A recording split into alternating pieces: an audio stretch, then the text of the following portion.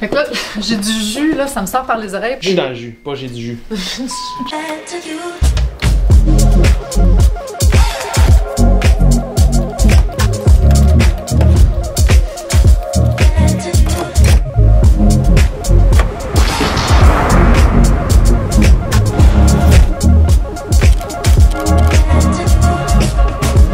Hey, je suis dans le jus, là, ça me sort par les oreilles parce que mon collègue Guillaume, il a décidé, ben il n'a pas décidé, non, il mérite des vacances, fait qu'il est en vacances. Puis j'ai aussi mon adjointe Katrina qui est pas au bureau parce que la semaine de relâche, yes. Fait qu'elle a pris une semaine off aussi, fait qu'on est vraiment à comme moitié de capacité d'effectif, là, quasiment. Là. Une chance que Maïka est là, c'est Fait que le point positif de la journée, même si j'ai bien des affaires à régler, c'est que Mathias, qui fait du financement hypothécaire commercial, vient me voir au bureau, puis on va pouvoir parler de justement, là, tu sais, comment ça marche le financement, autant au niveau résidentiel, mais surtout au niveau commercial, parce que je vais vous raconter quelque chose, là. Tu sais, je suis quasiment gênée de vous raconter ça, parce que je suis en immobilier, on s'entend, je suis là-dedans temps plein. Mais il y a plusieurs années, quand j'achetais moi-même mes premiers immeubles, tu sais, j'achetais des duplex, des triplex, puis je fais une offre, tu sais, sur un triplex.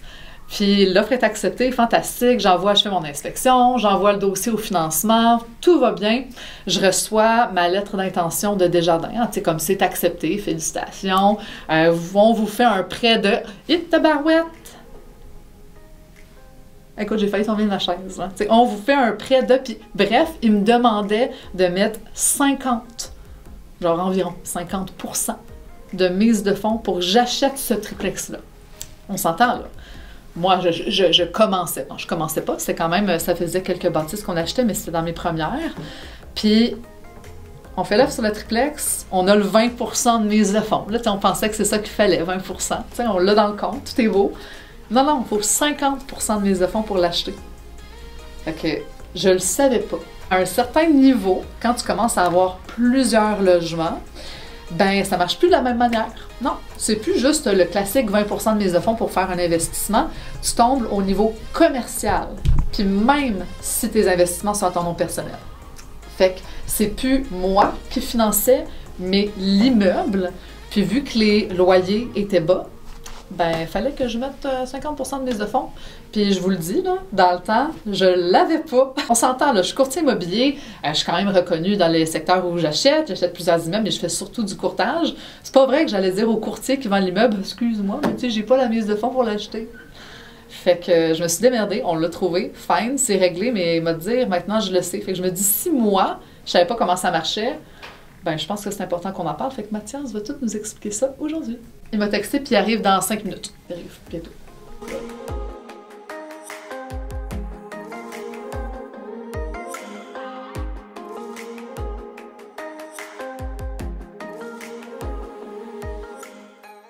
Fait que toi, Mathias, tu fais du financement hypothécaire commercial. Oui. Mais je sais, quand on a parlé, tu m'as dit que toi, tu achetais de l'immobilier aussi, c'est tout ça? Oui. J'achète l'immobilier parce que j'ai vu des gens réussir là-dedans. Donc, c'est un cheminement normal pour moi de dire, écoute, je vois mes clients réussir des financements, je vois des clients réussir des acquisitions qui font du sens. Pourquoi moi, je ne le ferais pas? Donc, effectivement, j'ai quelques propriétés, j'ai des projets de construction en cours. Mais moi, Martine, ce qui me fait le plus du bien dans mon métier, c'est que j'ai commencé avec des clients qui ont commencé avec des 6, des 8, des 10. Puis présentement, ils sont rendus avec 100 millions d'actifs. Imagine, t'as pas d'allure. Imagine. Oh oui. Fait que, en fait, c'est possible. C'est réalisable pour tout le monde. Tout le monde. Je viens pas d'une famille non plus très fortunée qui est en immobilier avant moi. Ouais. Puis j'ai réussi à monter un parc qui fait du sens. Puis je pense que plusieurs personnes peuvent le faire. C'est juste qu'il faut bien s'informer, bien connaître comment ça fonctionne, la mécanique.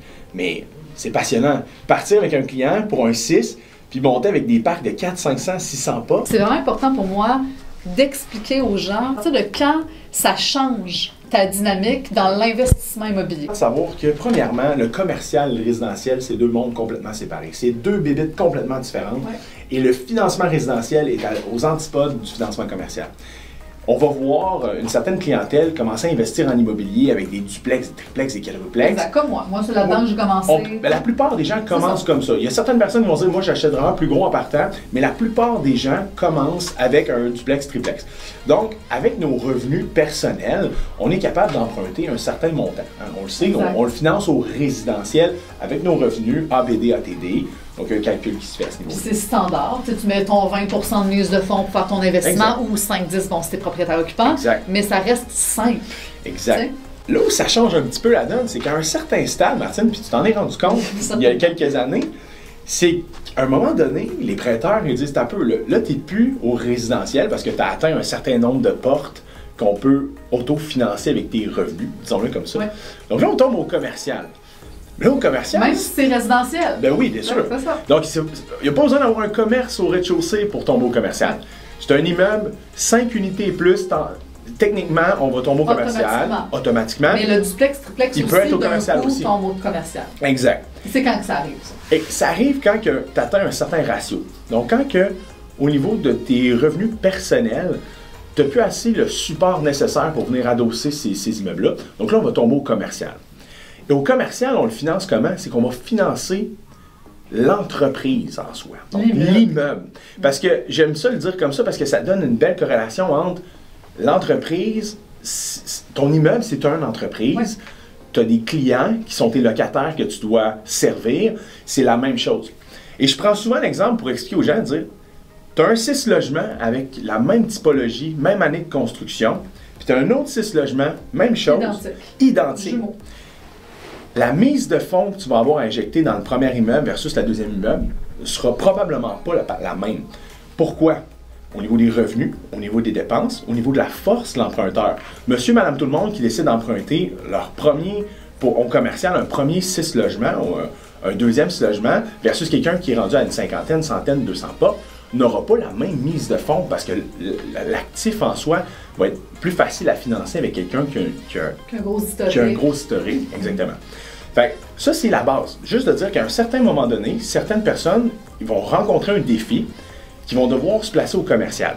Et d'acheter un duplex au commercial, tu peux en témoigner, ou un triplex, à 50% de mise de fonds, ça se peut. Surtout en tant que conjoncture de marché actuelle, avec les taux d'intérêt qui sont passés le 7% dans certains cas au conventionnel. Donc vraiment, il faut faire attention. C'est l'important de prendre l'information, de bien s'informer, puis de s'éduquer à travers tout ça, avant de faire une promesse d'achat, puis de dire « Oh, t'as peu, là, j'avais pas... » Je suis rendu où, moi, dans mes affaires? Exactement. Et ça, c'est la base. Ouais. Oui, puis dans le fond, là où ça va avoir ce qui va donner un impact sur la mise de fonds, c'est beaucoup, c'est tes revenus versus tes dépenses. Exactement. C'est la grosse base. Ouais. Peux-tu expliquer un petit peu plus ça? Oui, exact. C'est qu'un immeuble va avoir un certain nombre de revenus versus un autre. Au niveau des dépenses normalisées, on va avoir, disons, les taxes, les assurances, l'énergie, le gaz, l'Internet, les réserves d'entretien et tout ça. Donc, on va vraiment calculer une valeur économique. Et là, c'est pas l'objectif d'aller là pour l'instant, mais on va calculer une valeur économique. Et sur cette valeur économique-là, on va dire, OK, ma valeur économique est 500 000, mon prix d'achat est 650 000. Bien, je finance 75% de 500 000, on s'entend au conventionnel, mais il y a une prime de marché de 150 000 qu'on doit ajouter à la mise de fonds. Et ça, c'est là que les gens se trompent. Donc, des fois, les gens m'appellent et me disent « Matt, on achète, je vais acheter un immeuble, j'ai 25% de mise de fonds à mettre au commercial en conventionnel. » Effectivement, au conventionnel, c'est la règle générale, 25%. Il faut que les revenus supportent. Il faut que les revenus supportent. Et actuellement, ce qui cause problème, c'est au niveau les prix sont hauts. Les loyers n'ont pas suivi. Les loyers n'ont pas suivi. Et les taux d'intérêt aussi. Ouais. Niveau des ratios de couverture de dette, comme on ne voulait pas aller là, mais ça fait en sorte que ça crée une prime de marché qu'on doit ajouter à une mise de fonds. Donc, un immeuble peut se financer à 50% ratio pré-valeur. Ça peut arriver, là, surtout présentement. Surtout en ce moment. Ouais. C'est ça qui est un défi, puis c'est ça qui fait en sorte, justement, comme tu l'as dit, vu que les valeurs ont augmenté énormément pendant la COVID, dans beaucoup de logements, tu sais, on s'entend, quand on magasine sur Centris, on voit un logement à prix intéressant, souvent il y a une raison, c'est que les revenus sont bas. Exact. T'sais? Fait que tu arrives, tu vas acheter cet immeuble-là, mais tes revenus sont tellement bas qu'il faut quand même que tu mettes une mise de fonds astronomique. Difficile à financer. Difficile à financer, c'est pas pour rien que le prix est intéressant. Exactement. Fait que ça fait en sorte que l'immeuble n'est pas plus intéressant qu'un autre qui serait peut-être plus cher. Exactement. Et heureusement, là, on retourne à la base. Okay? On a le conventionnel qui est techniquement 25% de mise de fonds. On en a parlé, il y a une valeur économique à calculer, donc c'est pas nécessairement toujours 25% de mise de fonds, dépendamment des revenus. Mais on a aussi la SCHL au commercial, 5 unités et plus, qui peut venir nous aider. Donc on a un programme qui s'appelle l'APH Select, qui peut financer jusqu'à 95% de financement, mais toujours encore avec la règle de la valeur économique. Donc, si ta valeur économique est basse, c'est une certaine prime de marché, appelons-la comme ça pour simplifier le tout, qui va faire en sorte que ta mise de fonds va être plus grande. Et tu as la SCHL qui est standard, qui est du 85% ratio prêt-valeur au maximum qu'on peut financer. Donc, je résume. Conventionnel, 75%. SCHL, appelons-le standard, 85%. Et APH Select, 95%. Bien évidemment, il y a des conditions à respecter dans chacun de ce type de financement-là. Mais ultérieurement, si on regarde dans le passé, la SCHL avait un programme qui était très intéressant, qui était pour financer certains propriétaires, certains acquéreurs d'immeubles. Et là, on a ouvert la porte à un nouveau programme qui est social friendly.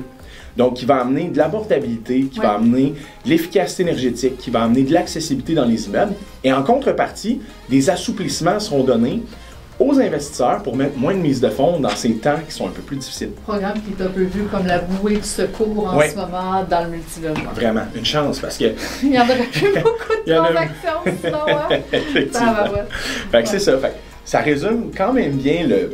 Il faut faire attention, avant d'envoyer une promesse d'achat, bien important de revalider les chiffres. Est-ce qu'on est capable de, bien évidemment, le supporter au résidentiel? Si on ne peut pas le supporter au résidentiel, au commercial, ça donne combien de mise de fonds? Parce qu'il y en a qui vont faire des sauts en faisant des promesses d'achat un peu comme ça.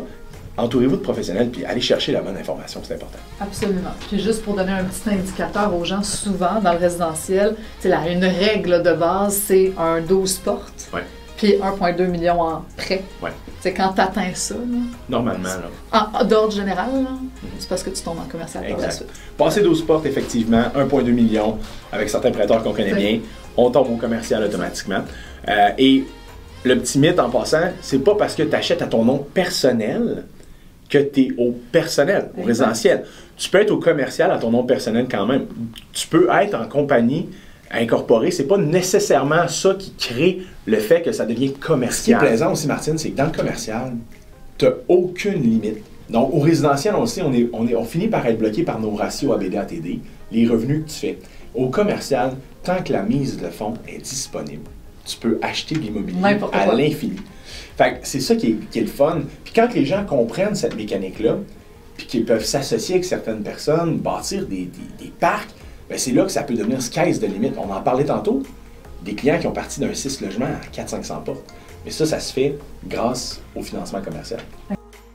J'espère que ça résume bien les façons de financer quand on passe du résidentiel au commercial, parce que à tous ceux qui veulent investir, c'est sûr qu'au fur et à mesure, vous allez voir que ça va évoluer, puis c'est important de bien vous informer là-dessus. Mathias, c'est la référence dans le domaine. Merci de l'invitation, c'est super. Puis l'important, c'est de partager le plus d'informations, que les gens apprennent à travers tout ça, puis de donner le plus possible. C'est notre mandat. Bon, je viens de partir, puis il y a tellement de fun, Mathias, puis je me rends compte à chaque fois que je fais des vlogs comme ça à quel point je suis chanceuse d'être bien entourée par du monde compétent, qui connaissent leur job, puis qui savent bien l'expliquer aussi. My God, ça fait tellement du bon contenu.